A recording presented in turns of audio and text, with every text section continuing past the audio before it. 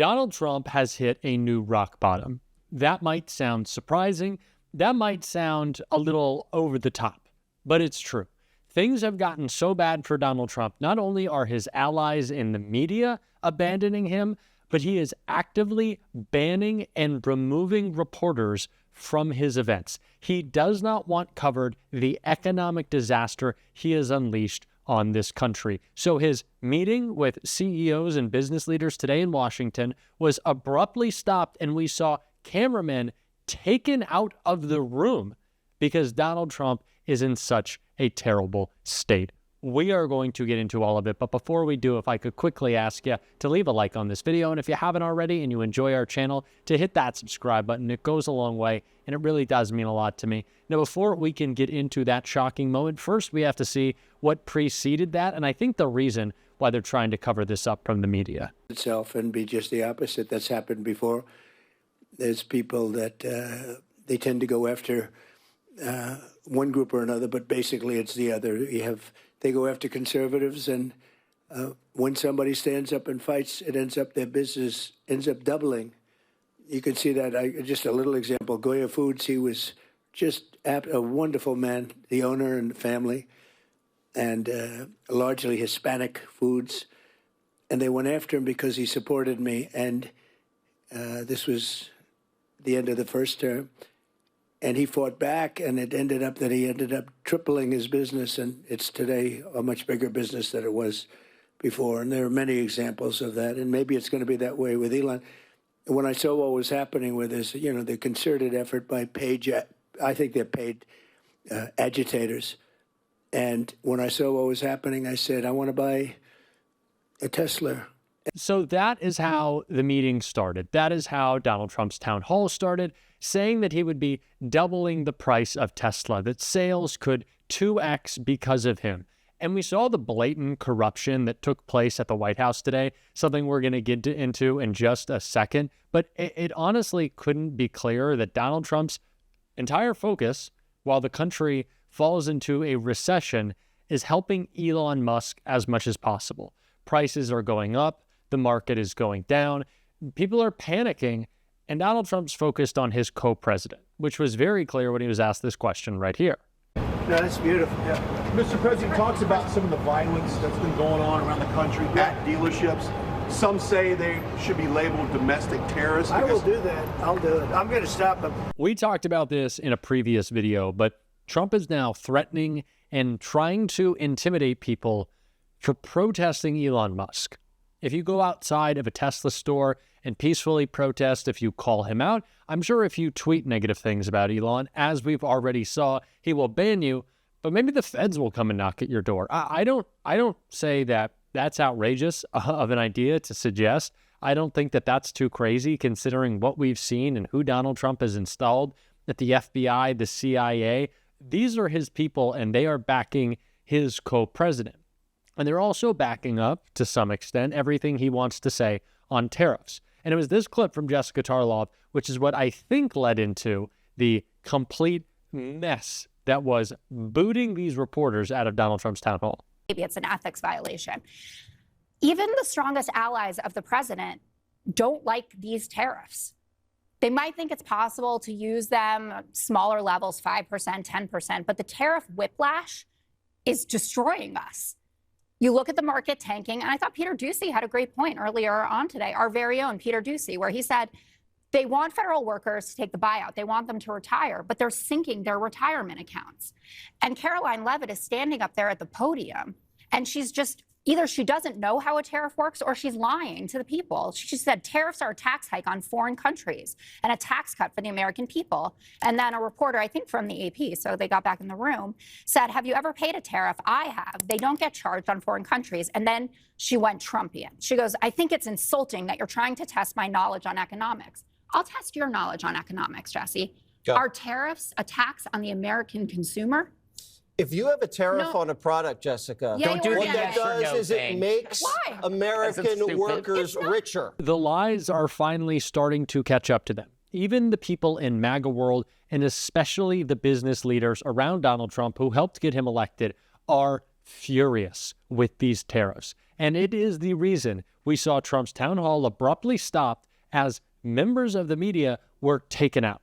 Take a look. Bank, they weren't. Thank you, Mr. President. You've also mentioned rebuilding the American top priority. And I guess, what's your strategy to lower the overall cost of living, make everyday expenses more?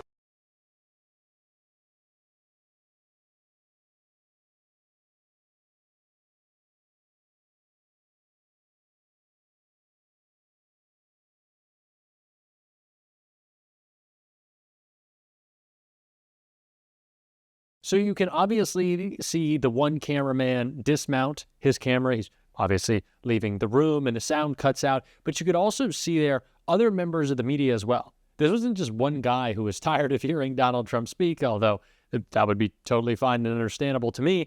No, this was just a mass movement of the media out of their room because they do not want to hear or see Donald Trump being grilled by these business leaders, which is exactly what was about to happen. It is a disaster all over the place.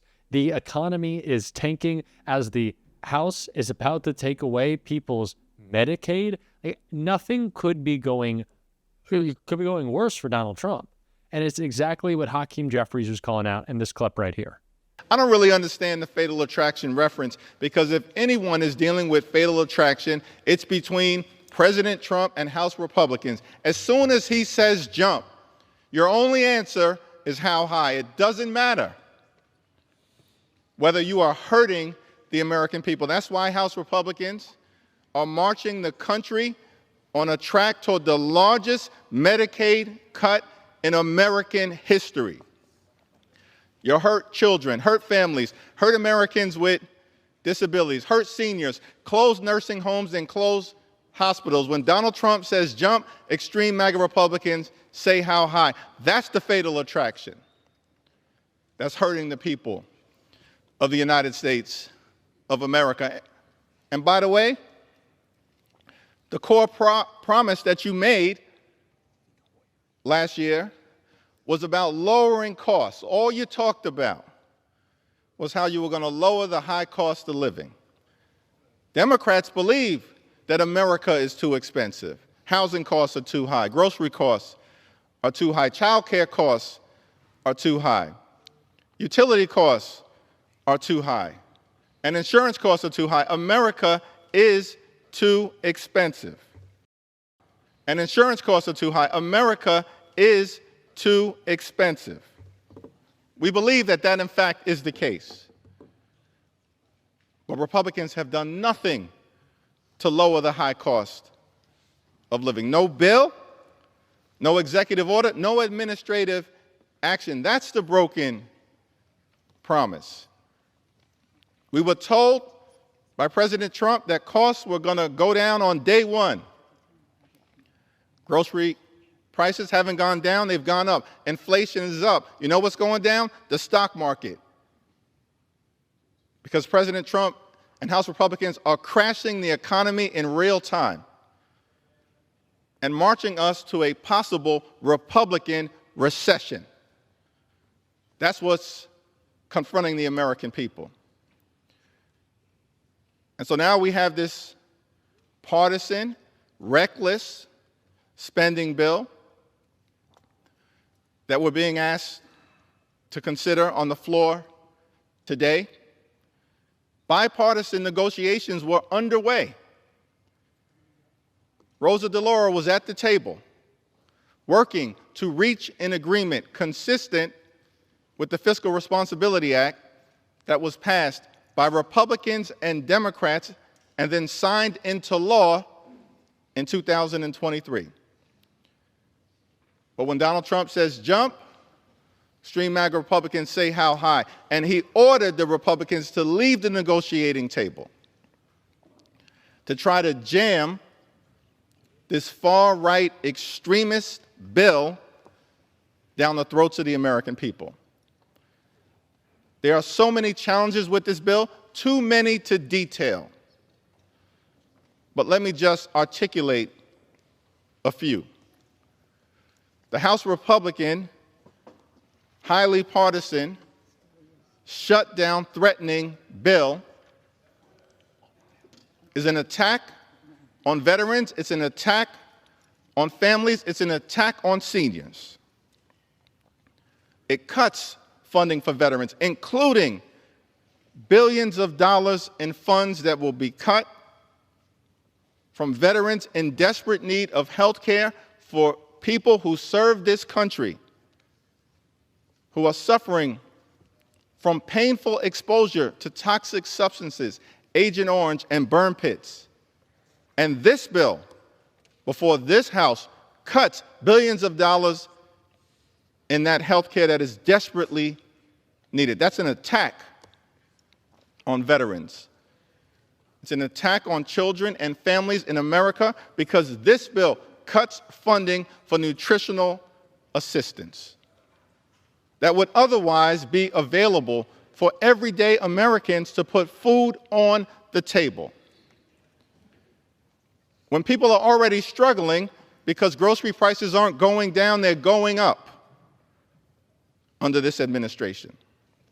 And yet, this Republican bill will cut funding for nutritional assistance. That's an attack on children and families here in America. It's an attack on seniors, an attack on everyday Americans, an attack on housing, an attack on health care, which cuts funds from things like Alzheimer's research to help older Americans battle these challenges.